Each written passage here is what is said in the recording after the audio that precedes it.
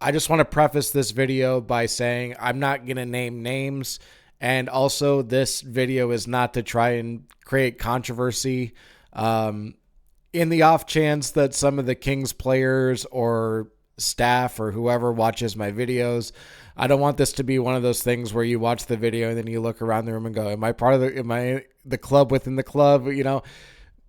It's just more trying to explain my roster building philosophy because this applies not just to the Kings; it applies to every pro team that you can think of, NHL or otherwise. But I will say that just a couple simple criteria of what this club within the club idea is.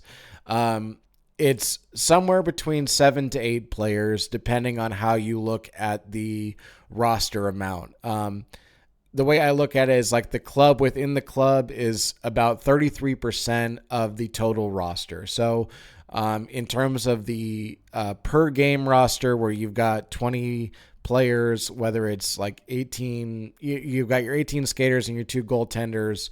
There's different things within that, like the 11-7 or 12-6, whatever. But the point is if you look at it from that way, that's 20.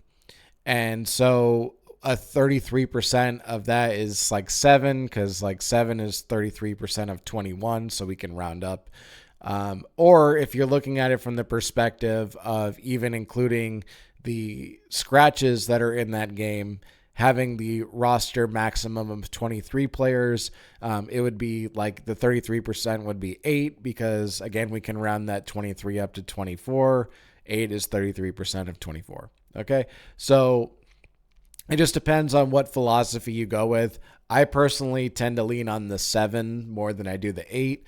But the 8 is kind of like that flexible window. So anywhere between 7 to 8 players is the club within the club. Okay. Now, typically the club within the club are the people that are going to be selling the jerseys by the masses. There's always going to be fans out there that buy specialty jerseys or whatever. But more typically than not, this is like the Anze Kopitars of the world, the people that have Anze Kopitar jerseys or Dustin Brown jerseys or Jonathan Quick jerseys. So, what I'm saying is like these are the people that the fans kind of identify as being like the true spine or anchor of the team. Again, I'm not saying this video to try and get in people's heads and get you wondering if you're whatever. That's not the point. I'm just trying to explain that every team has this mentality ultimately, because this is what they do. They center their team around certain guys and they build it out. Case in point, I will go back and look at the 2012 Stanley Cup champion Kings, but let's just say I stick with the 7 players as the club within the club. Okay. Now, before I get to that, I'll just mention the last note here is that it's typically mostly homegrown players that are the club within the club. Not always, but mostly. And going back to 2012, like it's mostly homegrown, but there are some guys that came in from outside that are part of that club. So, as an example, with 2012, I would say that you had Kopitar, Brown, Doughty, and Quick. There's 4. And then there was other guys that filtered in from outside the organization. So when they got Jeff Carter, I thought that he was one of those guys that was the club within the club. Matt Green, same thing, especially too after they traded Jack Johnson to get Jeff Carter. That also kind of like helped elevate Jeff Carter into that bracket, but it also kind of gave that extra defensive responsibility to Matt Green. So he was part of that.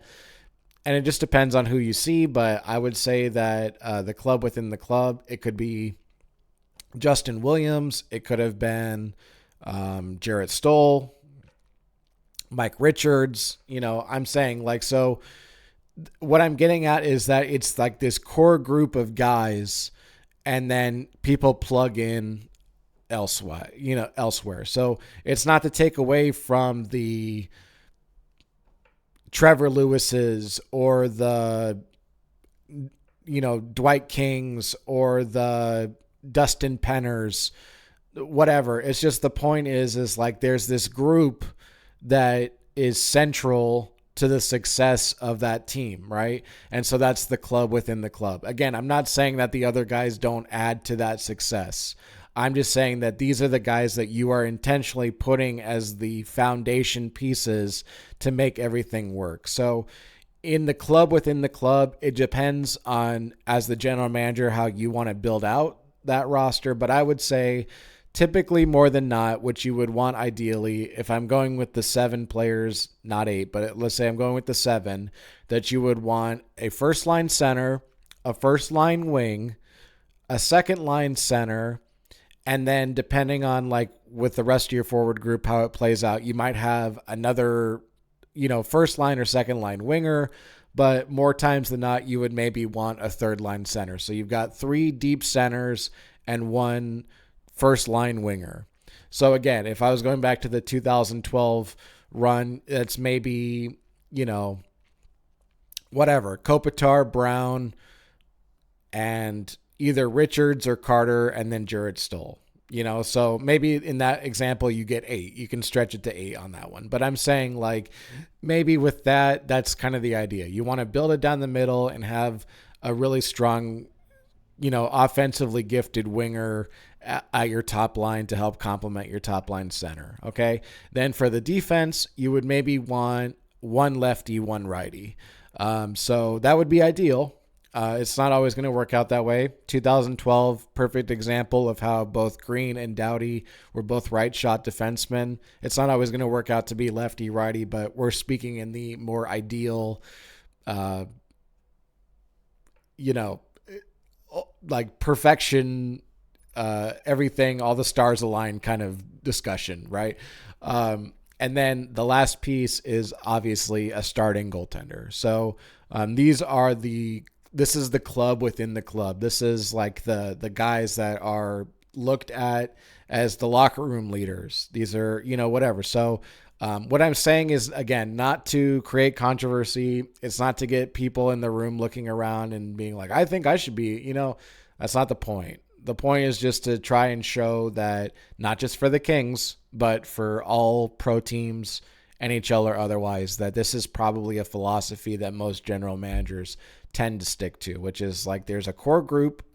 That core group is not even half of the entire roster, and it's the guys that are going to be the guys that our fans identify with when they buy their jerseys, and preferably they're guys that we got to draft, we got to develop, and now we get to have the fruits of our labor come to fruition. So either way, thank you for checking out this video. My name is Keith Freeze.